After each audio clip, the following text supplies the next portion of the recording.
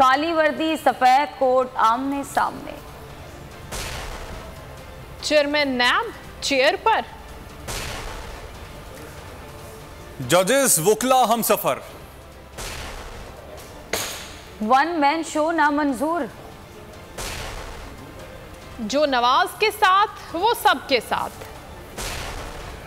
और भारत को एक और पेशकश। इस्लामाबाद में यंग डॉक्टर्स का पीएमसी की इमारत पर धावा। मुतालिबात के हक में दमादम मस्त कलंदर।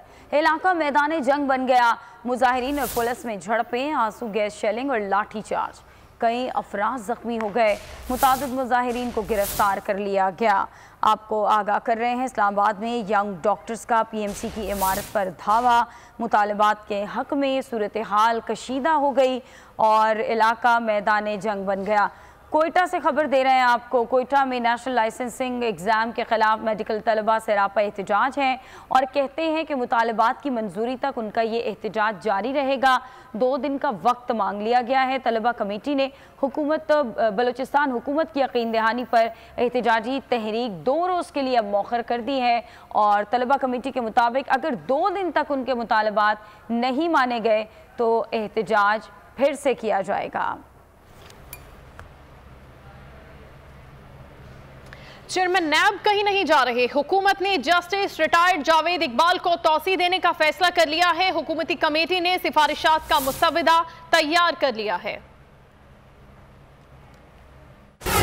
चेयरमैन नैब को तौसी मिलेगी या नए चेयरमैन की तकर्री होगी, फैसला आज हो जाएगा। जराए कहते हैं हुकूमत मौजूदा chairman NAB justice retired Javed Iqbal को तौसी देने का इरादा रखती है। जब ही नैब ऑर्डिनेंस में तरमीम के लिए हतमी सिफारिशात तैयार कर ली गई हैं। हुकूमती कमेटी ने सिफारिशात पर मुश्तमिल मुसव्वदा तैयार किया है।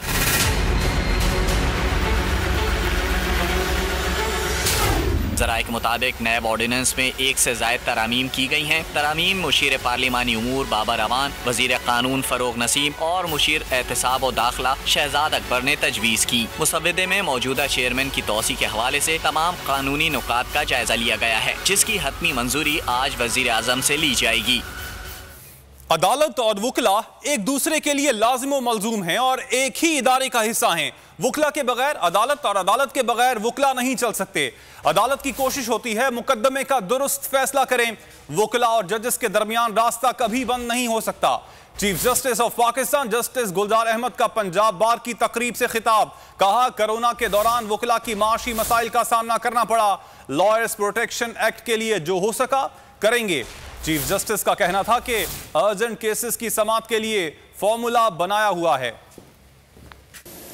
वुकला और अदालत एक ही इदारे का हिस्सा हैं और जो तवक्को अदालत वुकला से रखती है, सिमिलरली वुकला भी अदालत से वो तवक्कुआत रखते हैं। दोनों लाजिम और मंजूम इदारे हिस्सा हैं अदालत के और वुकला के बगैर अदालत नहीं चल सकती, अदालत के बगैर वुकला नहीं चल सकती। ये बात साफ है। कोरोना के हालात की वजह से बहुत सारे वुकला को बहुत तकलीफ़ हुई है, बहुत माली परेशानियों का सामना करना पड़ा है, बहुत दुश्वारियों का सामना करना पड़ा है और मैं इस चीज़ से पूरी तरह से किसी हद तक वाकिफ़ भी हूँ। मैं समझता हूँ जो इक़दामात इस लॉयर्स प्रोटेक्शन एक्ट के अंदर इस सिलसिले में लिए गए हैं उसको मैं सब जो भी इदारे हैं उनको सीरियसली उसको गौर करना चाहिए, गौर करके उन मसाइल को हल करना चाहिए। और अब बात करते हैं पेंडोरा पेपर्स के हवाले से साफ शफाफ तहकीकात की जाएं। पैनामा लीक्स आई तो इमरान खान कहते थे कि वजीर आजम इस्तीफा दें। आज आपकी काबीना के अफराद के नाम पेंडोरा लीक्स में आए हैं। खान साहब अब 1 मैन शो नहीं चलेगा। हमजा शहबाज ने मीडिया से गुफ्तगू में कहा कि करप्शन मुकाओ नजरिया दफन हो गया। शहबाज शरीफ ने मैशत की बहाली पर मुफाहमत की दावत दी थी, उस पर हमारा मजाक उड़ाया गया। इमरान खान की अपनी लूटमार की खातिर दावत को मुस्तरद कर दिया। 3 सालों में 29,000 अरब रुपए कर्ज लिया गया।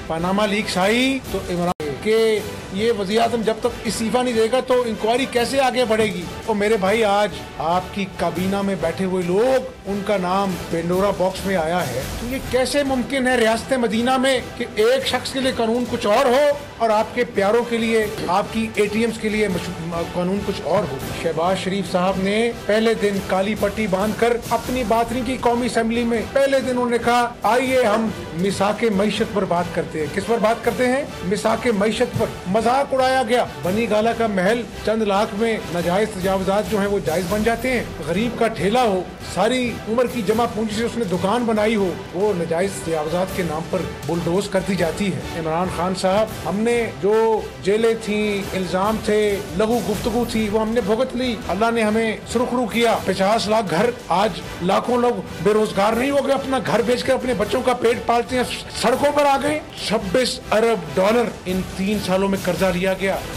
मरियम नवाज ने एवनफील्ड रेफरेंस के फैसले को कलअदम करार देने के लिए इस्लामाबाद हाईकोर्ट में दरख्वास्त जमा करा दी। रेफरेंस को सियासी इंजीनियरिंग और कानून की खिलाफ वर्जियों की क्लासिक मिसाल करार दे दिया गया। एवनफील्ड रेफरेंस पॉलिटिकल इंजीनियरिंग और कानून की संगीन खिलाफ वर्जियों का क्लासिक मिसाल है। अदालत फैसले को कलअदम करार दे। मरियम नवाज ने इस्लामाबाद हाई कोर्ट में दरख्वास्त दायर कर दी। मुस्लिम लीग नून की नायब सदर मरियम नवाज की जानिब से दायर दरख्वास्त में मौक़िफ़ इख्तियार किया गया है कि सुप्रीम कोर्ट ने इस केस में तफ्तीश और इस्तिग़ासा की निगरानी एक तरह से पूरा अमल ही कंट्रोल किया। सुप्रीम कोर्ट का आइन में किरदार ना तफ्तीशकार का है, ना ही प्रोसिक्यूटर का।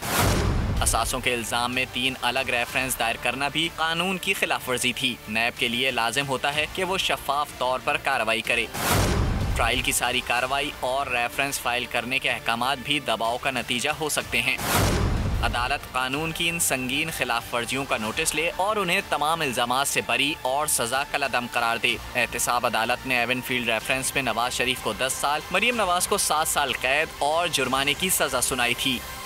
आवाम जानना चाहते हैं कि ये 700 लोग कौन हैं जिन्होंने कंपनियां बनाई, इन्हें भी जेल में डालकर तफ्तीश करें, वही तरीका अपनाएं जो नवाज शरीफ के साथ अपनाया गया था। पनामा में नवाज शरीफ का नाम नहीं था मगर फिर भी उन्हें सजा दी गई। शहबाज शरीफ, एहसन इकबाल, साद रफीक को भी बगैर सबूतों के जेल में डाला गया। शाहिद खाकान अब्बासी की मीडिया से गुफ्तगू, कहा नैब ने नवाज शरीफ के सिवा किसी को सजा नहीं दी। इस मुल्क के अवाम जानना चाहते हैं कि ये 700 लोग कौन हैं, इनके क्या असासे हैं, इन्होंने कंपनियां क्यों बनाई, और इसका जवाब देना इन अफराद का हक भी है और जिम्मेदारी भी है। हमें इस बात से कोई गर्ज नहीं कि कौन है। हमारा हमेशा असूल रहा है और ये इंसाफ का तकाजा भी है कि जब तक किसी के खिलाफ सबूत ना आए, वो सबूत कबूल ना हो, वो बेगुनाह होता है। ये बात ना इस मुल्क के वज़ीर-ए-आज़म को पता है, ना उसके वज़ीरों को पता है जो रोज़ प्रेस कॉन्फ्रेंसें करते हैं और डालते हैं, ना ये बात इस मुल्क के चेयरमैन नैब को पता है। आज तक नैब किसी सियासी शख्स को सिवाय मोहम्मद नवाज शरीफ को इस मुल्क में सजा नहीं दे सकती, और जो नवाज शरीफ साहब को सजा दी वो भी एक जज को ब्लैकमेल करके की।